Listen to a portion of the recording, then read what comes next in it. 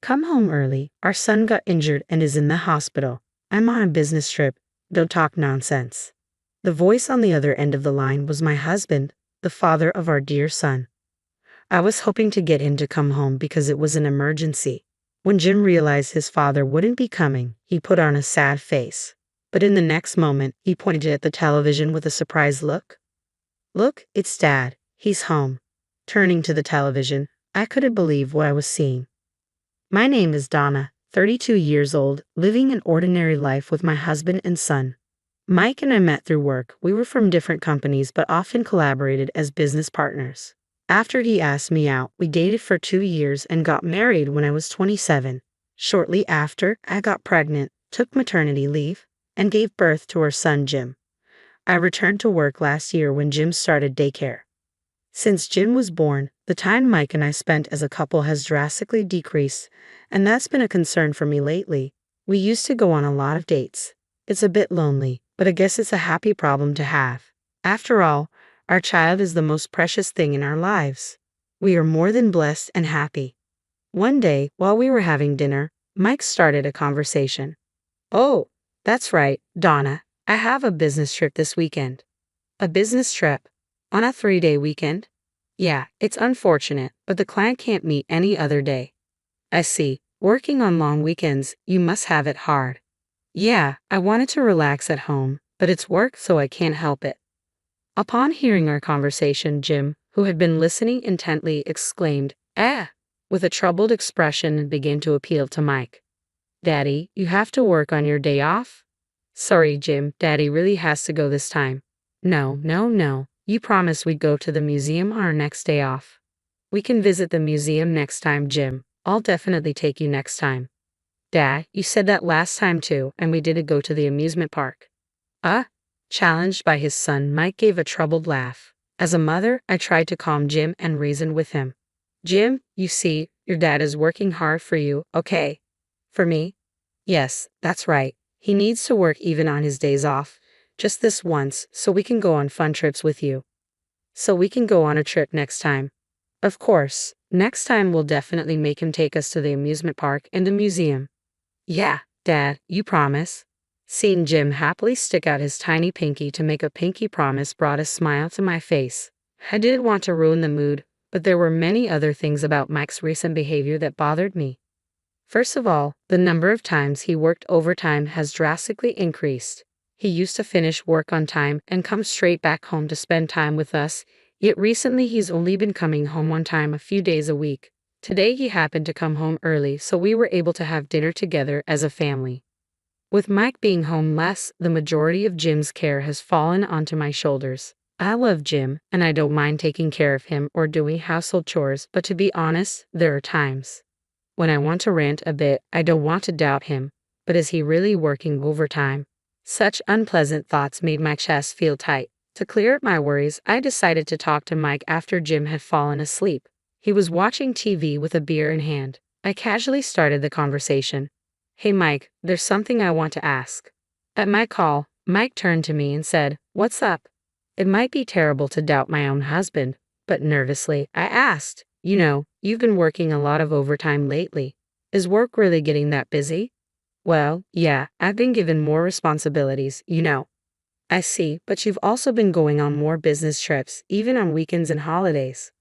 There are client schedules to consider, right? What's up, Donna? You usually don't ask about this kind of stuff. Well, we've been spending less time as a family recently, so I was wondering if you could reduce your overtime. At that, my husband sighed, and his tone clearly showed his annoyance. Donna, didn't you just say it yourself that I'm working hard for Jim's sake? Huh? I thought you understood, Donna. I'm doing my best for the family, so why are you being so selfish? Selfish? I didn't mean to be. Anyway, please don't interfere with my work. I'm not doing this because I want to. I understand. I'm sorry. After this conversation, our relationship as a couple took a turn for the worse. In front of Jim, we pretended to be parents who got along well, but when we were alone, our conversations dwindled to a minimum. 2 weeks later, it was the first day of the 3-day weekend, and as planned, my husband left for his business trip. Since our conversation, he had been cold to me, but he acted differently that day. As he put on his shoes at the entrance, he looked apologetic and said, "I'm sorry, Donna. I know it's a holiday. It can't be helped, it's work. Yeah, but it feels wrong to leave Jim with you. When I get back, I'll help out. Don't worry about Jim, thank you. All right, well, I'm heading out now. Okay, have a safe trip. As my husband left the house with a wide smile, I couldn't shake the feeling that something was amiss. I forced myself to smile back, playing the role of a good wife. The next day, Jim said, I want to go somewhere, so we headed to a nearby shopping mall. We did some shopping and decided to have lunch. Just after leaving the restaurant and heading to the parking lot, a group of elementary school students on bikes crashed into me and Jim at full speed. We both ended up falling to the ground. I twisted my ankle, but my son Jim was having trouble getting up. Jim, are you okay? I rushed over and called out to him. Jim started crying out loud, Mommy, it hurts. Where does it hurt? Can you stand? My foot hurts. I can't stand up. Oh no, it's swelling up terribly. The way he fell must have been bad. His ankle was visibly swollen. From the looks of it, it was probably broken. I gently helped him sit up and rubbed his back. The elementary school kids who bumped into us looked stunned and dazed at the scene. For the time being, I took their parents' numbers and sent them home. I carried my son to the car and rushed to the nearest general hospital. Even while we were waiting for our turn at the hospital, Jim was continuously crying, probably due to the pain. It's okay, Jim. Mommy's here. Even though I said so, Jim had never experienced a major illness or injury before. Even adults suffer badly from a twisted ankle, so it must be even worse for Jim. With sobbing mixed into his continuous crying, all I could do was keep comforting him. An hour later, we were finally called in for a checkup. The X-ray results confirmed that Jim's ankle was indeed broken. However, thanks to the cast, his expression seemed somewhat relieved. Now, what to do next? Mike is on a business trip and my parents live far away, so I can't rely on them. I still have to go to work, but I can't leave my son home alone with a broken ankle. I contacted my workplace and arranged to work from home for a while. For now, I should call Mike. Mike, who answered the phone after a few rings, sounded annoyed as if the call was an interruption and bluntly asked, What do you want? Even though I was irritated by Mike's attitude, I explained the situation. We were hit by a bicycle in the parking lot at the shopping mall. Jim broke his ankle. We got it casted, so he seems a bit relieved now. Mike responded. And? What do you mean, and? Don't you have anything else to say? Aren't you worried? It's just a broken bone, right? He'll be fine if he rests. But you don't have to say it like that. I'm busy. Don't call me over the smallest thing. Thinking about Jim, I knew I was asking a lot, but I pleaded with Mike anyway. I'm sorry, but is there any way you can cut your business trip short? What? What are you talking about? That's impossible. But with Jim in this condition, I can't even go shopping. I can't cook either. I don't care. Take him with you. He has a fractured ankle. How do you expect me to take him? Come home early because our son got injured and is in the hospital. I'm on a business trip. Don't talk nonsense. He snapped and hung up on me. The tone of the disconnected call echoed in my ears, and a feeling of emptiness overwhelmed me more than anger or sadness. Is your business trip that important? We're having an emergency, and yet he talks to me like that. Now I can't even do my house chores. I decided to ask for help from my mother-in-law, who lives 30 minutes away by car. When I called her, she said, I'll be right there. In the meantime, I waited with Jim, watching TV. While we waited for my mother-in-law, I told Jim that his dad couldn't come home. Jim, Daddy can't come home because he's busy at work. I want to see Daddy, Jim said. Does Daddy really have to work? Remember what I told you before, Daddy is working hard for us. Suddenly, Jim cut me off, pointed at the TV screen, and said, Mom, Daddy's not at work. What? What are you talking about? Look, Daddy's right there. What are you saying, Jim? Look, Mom, it's Daddy. Jim's face suddenly lit up with joy. Looking where Jim was pointing, I saw it too. On the screen was undoubtedly Mike, but he wasn't alone. Next to him was a young woman, and they were being interviewed at a tourist spot on live television. This can't be happening. Why is Mike there? Didn't he leave for his business trip just yesterday?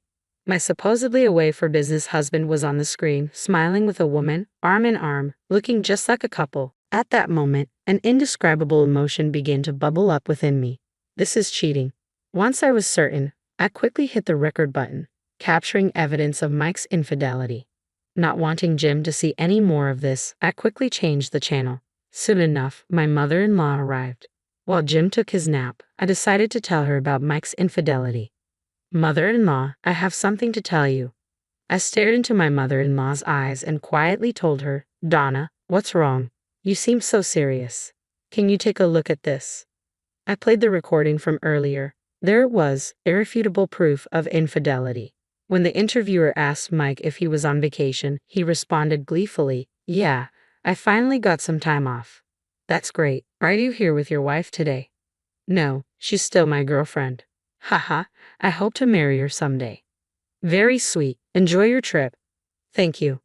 I stopped the footage as soon as Mike's interview ended. Witnessing her son's infidelity, my mother-in-law covered her mouth with both hands, lost for words. While I was wondering where to start, my mother-in-law bowed her head deeply. Donna, I'm so sorry. My stupid son. Mother-in-law, I'm thinking about divorce. Yes, of course, I understand. I won't stop you. What that fool did is unforgivable. I'm sorry. Don't apologize. Please, for Jim's sake, you should seriously consider divorce. To confirm the truth about Mike's infidelity, I called his workplace. A staff member who was working over the weekend confirmed that Mike did not have any business trips scheduled. On the contrary, it was revealed that he had taken numerous paid leave days in the past few months. When I checked my calendar, the dates he had taken off were the same days he told me he was staying overnight at his office because of work. He was probably spending all those leaves going on all-day dates with his mistress. As more and more of Mike's misdeeds came to light, a simmering rage began to rise within me. To tell such an easily discoverable lie and to even go on a trip with his mistress, how much more does he need to make a fool out of me? Once my anger subsided, I quickly decided to come up with a plan to get back at Mike. Even my mother-in-law approved of me filing for divorce, so I'm not holding back. A few days later, before Mike got home, I invited my mother-in-law over to our place and had her wait for him in the room next to our living room. I couldn't let Jim witness this mess, so I left him with his grandfather at my in-laws' place. Unaware of anything, Mike returned home and appeared before me with a big smile on his face. I'm home. I got you guys some souvenirs. Mike held out a box of sweets, but there was no way I would be deceived by such a thing. I slapped away the box of sweets he had offered and coldly said, Did you enjoy your trip with your mistress? Ha! It's impressive, isn't it? Buying souvenirs for your family from the place you went with your mistress. When did you get so bold? Hey Donna, what are you talking about? A trip with my mistress? Don't play dumb. I don't know. I have no idea what you're talking about, was all he repeatedly said. Suddenly, my mother-in-law appeared from the room next door, unable to bear it any longer. Even before I gave her the cue to come out, she briskly approached Mike and slapped him across the face. To the stunned Mike, she spat out angrily, What do you mean, business trip, you fool? What? Mom, what's going on? I just went on a business trip. Huh, can you still say that after seeing this? My mother-in-law slowly grabbed the TV remote and played the clip from Mike and his lover's interview. Seeing this, Mike's face turned ashen, his mouth opened and closed with no words coming out. The souvenir Mike had brought back was right from the shop that appeared in the clip. There was no more room for excuses. Perhaps realizing that he couldn't lie any further, Mike bowed deeply in apology right on the spot. His eyes were filled with tears as he began to apologize to me. I'm sorry, Donna. I thought it was just a fling. I'm not serious about her. So what? I'm supposed to let this slide because it was just a fling? Oh, that's not. But believe me, you are the one I love, Donna. Even after being confronted with all the evidence, he was still trying to deceive me with his shallow words like, I love you. I was thoroughly disgusted by him. I slammed the divorce papers in front of him. I love you. Quit messing with me. Do I still look like a fool to you? Our son got injured and you still lied to go on a trip with your mistress. Unforgivable. You make me sick to my stomach. Donna, please just calm down. Shut up. I have no trust in you anymore. I can't continue living with a deadbeat like you. You are nothing but a waste of my time and energy. Sign those papers right now and get out of our lives, you jerk. Finally realizing the gravity of the situation, Mike burst into tears. He repeatedly apologized, but I ignored him. In the end, under pressure from his mother, Mike reluctantly signed the divorce papers. Subsequently, we divorced. Of course, I gained custody of our son Jim. I claimed compensation from Mike and his mistress and returned to my parents' home. Mike was disowned by his parents, and from what I've heard, he was never allowed to set foot in his parents' home again. Since Mike initiated the affair, when his mistress was asked to pay compensation, she exploded in anger and exposed the relationship to everyone at their workplace. As a result, Mike was demoted to a dead-end department, and the woman, who had been a temporary employee, was let go and dismissed from the company.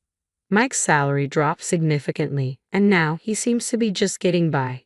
He probably won't have the luxury to entertain women in the future.